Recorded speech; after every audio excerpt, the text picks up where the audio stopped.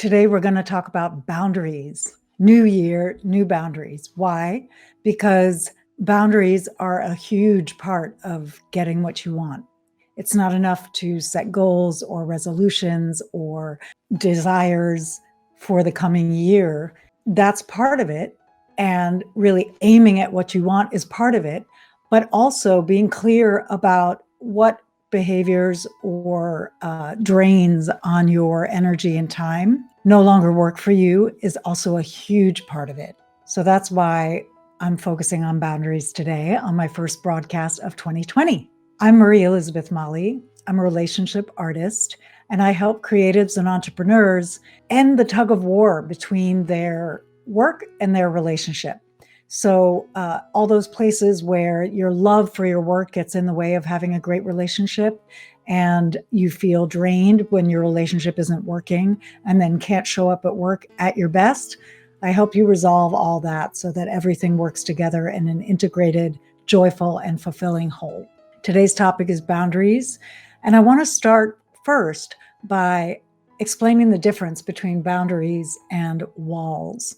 So we tend to armor up. We tend to put up walls when our boundaries are weak. Let's say we have someone in our life that repeatedly interacts, that we get drained around, that we end up having interactions that are draining, either because we abandon ourselves and do things that we said we didn't want to do, or we don't know how to cut off the interaction at the time that we feel full, or we just habitually cave in and give in to what they want at our own expense. Whenever you see that person, you feel yourself starting to tense up because you are afraid, oh no, I know I'm going to get drained, or I know I'm going to do something I don't want to do to please them, or I know I'm going to end up abandoning myself in some way. And so in order to avoid feeling the depth of that, you put up a wall and you just start to tense up. So the first practice of setting boundaries is recognizing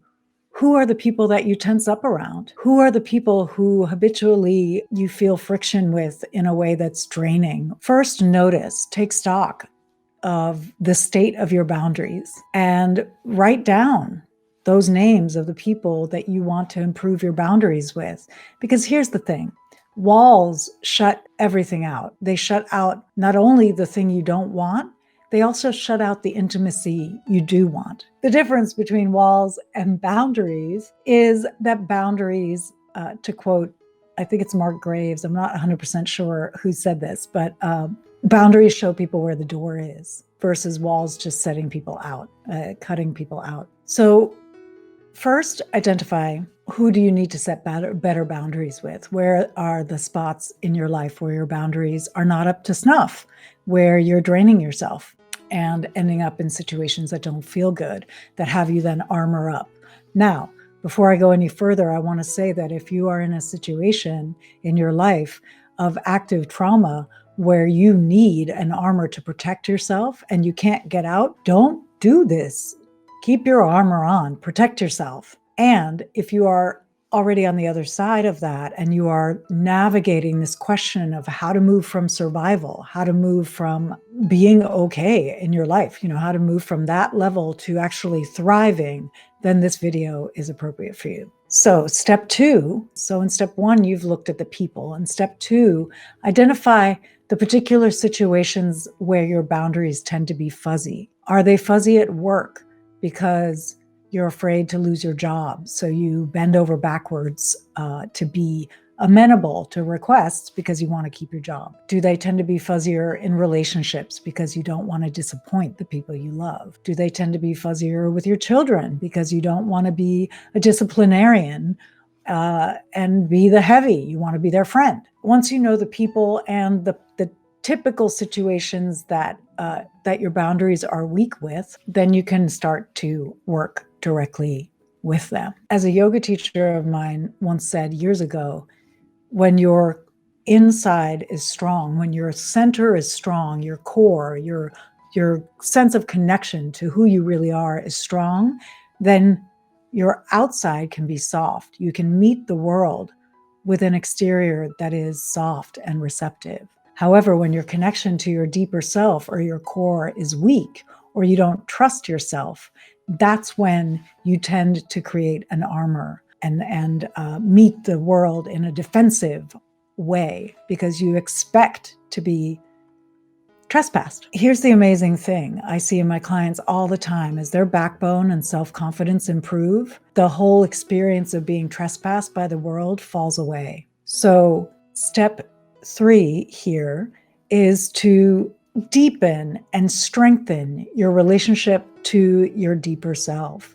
Sit with yourself for at least 5 minutes a day with no other distractions and just be with yourself. Ask yourself what you really want. Ask yourself when you're standing in your closet, deciding what to wear for the day, take a moment and ask yourself, what color would feel good to me today? What fabric? What style? Don't just go rote, but start to gain an intimacy with your own desires and the way that they change day to day.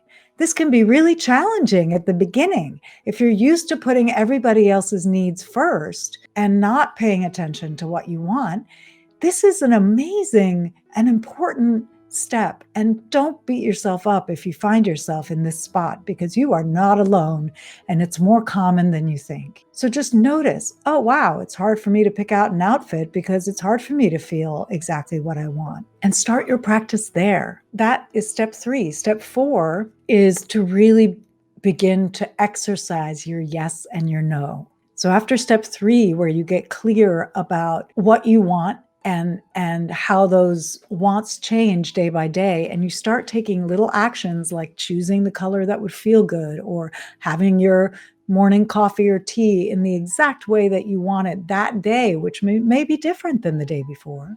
As you practice that and start to gain more intimacy with your true wants, then you can start to practice applying your yes and your no in low stakes situations. So all these steps are steps that set you up for great boundaries, and they're the pre-work to the actual setting of the boundaries with the other people. So step 4 is begin to exercise your yes and your no in low stakes situations. Do you want Chinese tonight? No, thanks. I'd actually rather have Italian. Hey, do you want to go to the movies? You know what? I really feel like staying home. I'd love to watch a movie at home though. Want to do that? Begin exercising that muscle. Those are all the steps to begin. Now, for the actual setting of the boundaries, if you haven't set boundaries with these people before, if you've always been walled up, it may feel a little weird to them, and certainly to you for sure.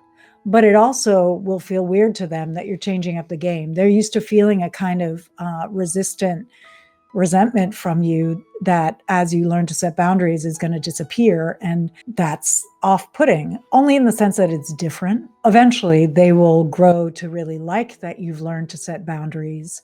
But in the beginning, it can be kind of weird. So don't be surprised if you get pushback. All of a sudden, if you say to your spouse, I no longer want to eat meat, and so I'm going to start cooking a separate meal for myself. And your spouse might say, whoa, why? Here, have this burger. Like, are you sure you're not going to eat burgers? Try to hold the thought that they're not deliberately trying to mess up your plan or your desire. Try to hold the thought that, oh, here's an opportunity for me to stand in my boundary. Nope, thanks. I really want a plant-based diet right now. And if someone really gets upset as you begin to shift the power dynamic by setting boundaries, you could also express yourself vulnerably, let them know in advance, like, hey, I'm working on setting boundaries in my life because I really want to succeed at the things that I've decided I want this year. And part of that involves setting better boundaries. So I know things are going to feel kind of weird for a little while, or they may feel different than they felt, but trust me, in the end, it's going to feel better, because when we get together, it's because I really want to get together. When we talk about XYZ, or when we go do XYZ, you can trust that it's because I really want to do that. And that's actually going to help our relationship so much. It may not look like it right now, because right now it looks like I'm saying no, but trust me, it's going to feel better. Examine how you might say things in a vulnerable way that invites people to support you in the boundary setting instead of pushing back at you. If boundary setting is a challenge for you and you want to have better relationships where you can really trust yourself, your yes and your no, and you have sovereignty about what you agree to and what you don't agree to, and you want to communicate in such a way that feels great to the other person, which is also a learned skill, I have several spots open in my coaching practice and would love to support you in this. One of my favorite things to work with is communication and boundaries and desire, really getting clear on what you want and communicating that in an effective and positive way that lands well with your partner, your work, with the people in your life. To book a conversation with me, I'll put a link in the comments for that as well. And go ahead and just book your time. And let's talk about it. Let's talk about what you're wanting to create in your relationships and see if we might be a good fit to work together. So to recap today, we covered 4 steps around setting better boundaries so you can really go for what you want this year with fewer drains on your time and your energy. Step 1 is identifying the people with whom your boundaries are fuzzy. Step 2, identifying the typical situations that tend to have you abandon yourself or armor yourself because they're situations that just hijack. We all have certain situations that hijack our brains because they tie back to childhood stuff or to trauma. And so we go into a kind of automatic fight or flight type of situation in our brains and go unconscious, which is normal for all of us. Step 3, begin to connect to what you really want. Use choices as opportunities to ask yourself, do I want this? Do I want that? And don't assume the answer is the same as it was yesterday. And step 4, begin to exercise your yes and your no in low stakes situations first. And then the bonus tip really was, as you begin to set boundaries with people, choose to let them in on what you're doing. Be vulnerable. Invite them to support you and join you in this endeavor of having all your energy available to both be with them and enjoy it, and also to go for your goals. Have a wonderful rest of your week. Bye-bye.